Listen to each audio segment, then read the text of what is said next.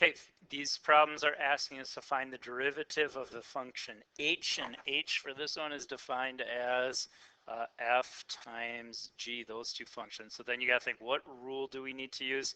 In this case, it would be our product rule. So what you got to do first is start by doing product rule, which is the first function, not g, it should be x here, first function times derivative of the second.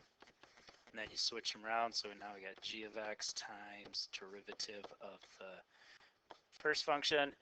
This one wants us to find, though, what is the derivative at 3. So each x here now needs to change to a 3 because we want to identify where that is at 3.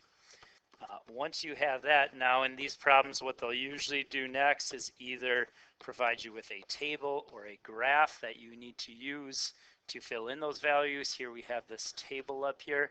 So now we're going to substitute in values for each function or derivative.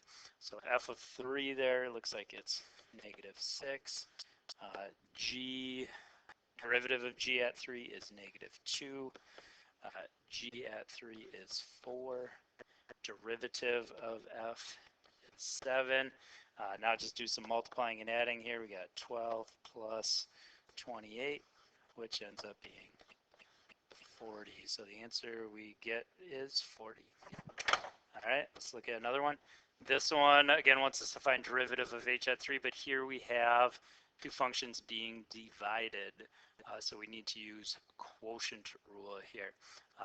Pause the video, see if you can attempt this one and find the answer. All right, let's see what you got. So if we're doing derivative on this one, we're doing quotient rule, which is low function times d high, so derivative of g minus high,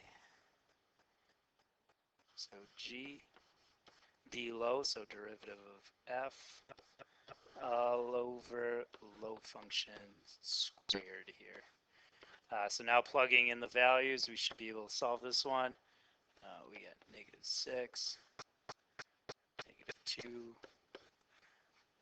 4, 7, all over -6 squared. As we keep going here, do some multiplying. You got 12 minus 28. -6 times -6 is a positive 36. Make sure you have that. Subtracting there, we got -16 over 36, which simplifies to -4/9. So that should have been hopefully the solution that you got to.